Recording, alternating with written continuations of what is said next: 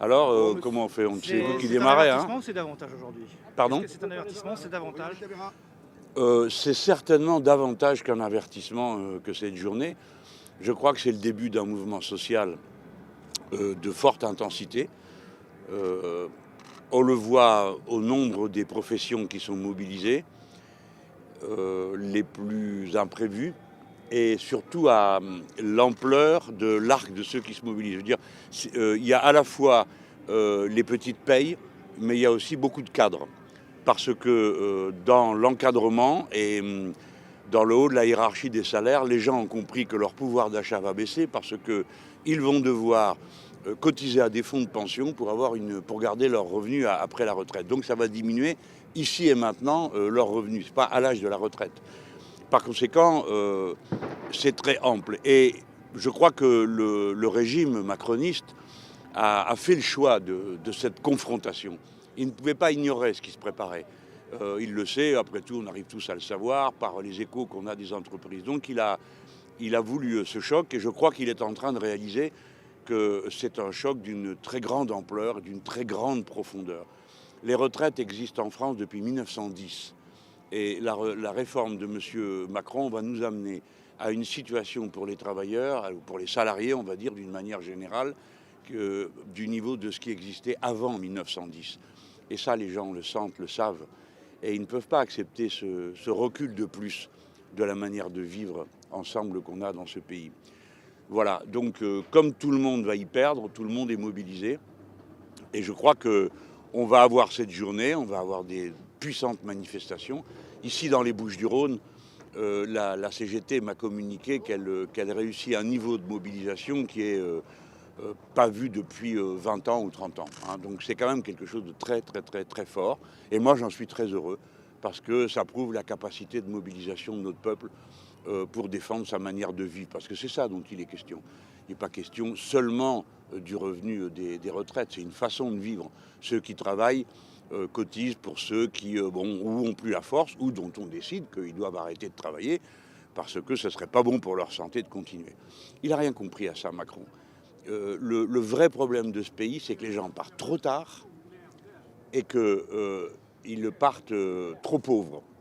Et c'est ça les deux problèmes à régler dans le régime des retraites. C'est pas d'inventer une usine à gaz à laquelle personne ne comprend rien, avec des mots compliqués du genre ah bah les 43 régimes spéciaux alors que ça concerne à peine 3% de la population. Puis alors surtout là où il est gonflé, c'est que dorénavant avec son truc à point là, il y aura autant de régimes spéciaux que de générations parce que personne n'aura la même retraite suivant l'âge l'année à laquelle il est né. Bon bref, tout ça les gens comprennent que Macron regarde d'un côté et décide d'un côté et eux regardent de l'autre. Ils essayent de se ménager pour eux et leurs enfants, la vie la moins dure qui soit. Ça peut être reconductible à votre avis? Ah ben bien sûr, oui, oui, oui. De ce que j'ai vu. Hein. Moi, je ne peux pas dire, vous savez, c'est pas moi qui fais la grève, c'est pas moi qui perds sur mon salaire. Hein. Donc je suis comme vous, observateur, j'entends ce que les gens disent. Ils n'ont pas envie de faire juste une journée d'action. Ils ont envie d'aller au bout du conflit et que l'autre retire son projet. La CGT des Bouches-du-Rhône appelle même à aller au blocage de l'économie. Est-ce qu'il faut en aller jusque-là? Ah ben ça leur appartient à eux. Mais il est clair que M. Macron doit assumer les conséquences de ses décisions.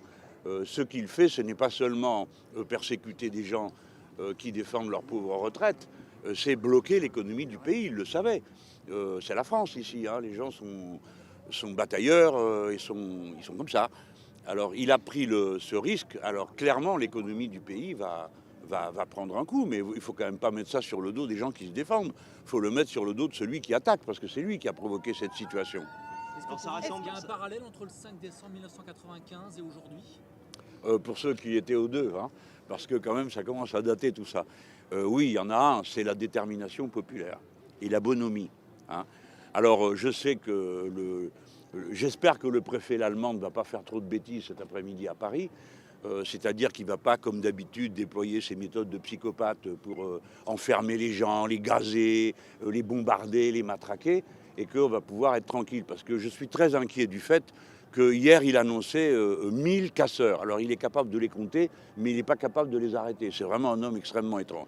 Non, alors si on met de côté le préfet l'allemand et ses manières incroyables de se comporter, je pense que partout ailleurs dans le pays, ça devrait être bonhomme, assez tranquille, correspondant à ce que je vois de l'ambiance, de la façon qu'ont les gens d'agir. Ce qui me frappe vraiment beaucoup, c'est ce mixage social. C'est-à-dire, il n'y a pas que les petites payes dans la rue cette fois-ci. Il y a aussi les cadres, parce qu'ils ont compris que cette fois-ci, eux aussi sont mis en danger. Ils sont en train de revenir un peu de leurs illusions sur le macronisme. Hein. Pas le macronisme de la personne, peu importe, c'est pas le sujet aujourd'hui, mais la manière de faire tourner l'économie, chacun pour soi, chacun contre tous les autres. Je crois que de tout ça, là, il y a un sentiment fort maintenant de dire ah ça va, c'est bon quoi, ça marche pas. Et alors tous les partis politiques aussi s'y opposent. Vous allez vous retrouver à côté des LR, mais aussi du Rassemblement national qui est solidaire apparemment. Et alors ? Vous allez être côte à côte tout le monde. Est-ce que c'est une bonne chose aussi politiquement qu'il soit... Ah ben, c'est le propre du syndicalisme, si vous voulez bien regarder ça de près. Dans les statuts de tous les syndicats, la CGT, Sud et le reste, il est dit qu'ils réunissent tous les travailleurs compte non tenu de leurs opinions religieuses, philosophiques ou politiques. Par conséquent, quand vous êtes dans un mouvement social, depuis toujours, il y a toujours eu tout le monde. Moi, des marcheurs, j'en ai déjà vu à d'autres. Hein.